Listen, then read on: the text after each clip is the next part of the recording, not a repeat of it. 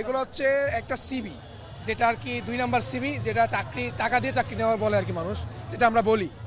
তো এখানে ওনার জিপি হচ্ছে 3.0।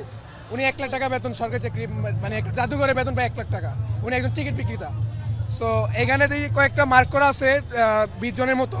এগুলো আসলে ঘুষ দিয়ে আর কি নেওয়া হয়েছে চাকরিগুলো। তো এইগুলো ডকুমেন্টই এখানে, এই যে ওনার ভোটার আইডি কার্ড, সার্টিফিকেট, তারপর ওনার মান্থলি যে বাসা ভাড়া, এগুলো যাবতীয় খরচ সবগুলা। এই যে এগুলো 2 নাম্বারই চাকরি আর কি, যেটা বলি জাদুঘরের চাকরি। 1 লাখ। এই যে ওনার সার্টিফিকেট দেখেন, এই যে ওনার ছবি, এখানে ওনার ছবিও আছে, যাবতীয় সব ডকুমেন্টই আছে। তো এই জাদুঘরের চাকরি ঘুষ দিয়ে নেওয়া, আবার 1 লাখ টাকা বেতন কিভাবে হয় তার জিপি অনুসারে।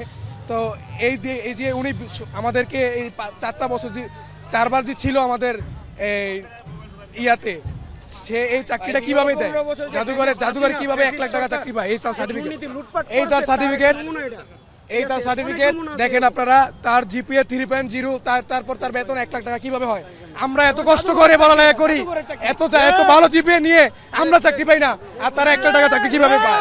এটা আমরা জানাচ্ছি, আপনাদের সাংবাদিকদের বলছি যে এটা যেন গুরুতর ব্যবস্থা নেওয়া হয়। এটা পেয়েছি আমরা তার বাসা। ফ্যাসিস্ট হাসিনা শেখ হাসিনার এখানে আসা হয়েছিল, এবং এখন যে ভারতের দোসর, ভারতীয় দালাল যে শেখ হাসিনা, সে ভারত থেকে যে আমাদেরকে বিবৃতি দিচ্ছে এবং এই আওয়ামী লীগ, এই ছাত্রলীগ, সন্ত্রাসী সংগঠনগুলোকে মদত দিচ্ছে, এর প্রতিবাদে আজকে আমরা আসছিলাম এবং বঙ্গবন্ধু বাড়ি ঘেরাও করতে, এবং আমরা সেটা সফল হয়েছি। এবং এটা সফল হয়েছি যে এগুলো হচ্ছে দুর্নীতিগ্রস্ত, ঠিক আছে, এগুলো আমরা ভিতরে পেয়েছি। তো এই কাগজগুলো অনেকগুলো ছিল, ঠিক আছে, অনেকগুলো হচ্ছে পুড়িয়ে দিয়েছে, আর এগুলো আমরা রাখতে পেরেছি কিছু। তো এগুলো হচ্ছে আপনার মানে বিভিন্ন গ্যাজেটের, ঠিক আছে, আপনার হচ্ছে 25,000 টাকা তার বেতন, মানে বিভিন্ন গ্যাজেটের। এগুলো হচ্ছে তার দুর্নীতির যে সিভিগুলো ছিল, সিভি আছে এখানে, প্রমাণ আছে, সম্পূর্ণ প্রমাণ সহ আমরা এখানে নিয়ে আসছি, ঠিক আছে। এগুলো হচ্ছে বিগত বছরে যে 15 বছরে যে ফ্যাসিস্ট হাসিনা যে দুর্নীতির লুটপাট এবং কি গুম খুন করেছে, এগুলোর একটি নমুনা হিসাবে থাকলো। এবং আজকের এই ছাত্র জনতার এই মানে আবারও 5 তারিখের পরে যে গণঅভ্যুত্থান, যে গণ আন্দোলন, এটি হচ্ছে তার শেখ হাসিনাকে শিক্ষা নেওয়া উচিত।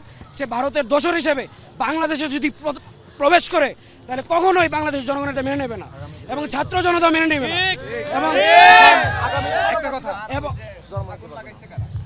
যে আগুন হচ্ছে এখানে হচ্ছে বিক্ষুব্ধ জনতা, ঠিক আছে, যেই আওয়ামী লীগের শেখ হাসিনা যে ভাষণ দিয়েছে, যে বিবৃতি দিয়েছে, সেটার প্রতিবাদে সাধারণ জনগণ এবং ছাত্র জনতা সবাই আসলে আজকে এখানে মুভমেন্ট হয়েছে।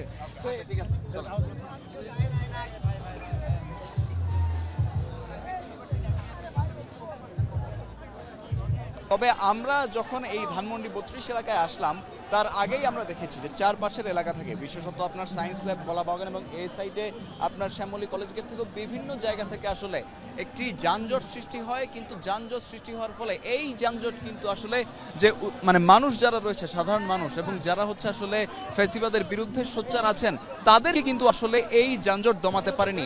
প্রত্যেকে পায়ে হেঁটে চলে এসেছেন ধানমন্ডি 32 নম্বরের এখানে, কারণ তারা আজকে সবাই একসাথে হয়েছেন। এবং এর আগে আমরা দেখেছি যে ছাত্র জনতারা প্রায় ঐক্যের উপর তারা গুরুত্ব দিয়ে থাকেন।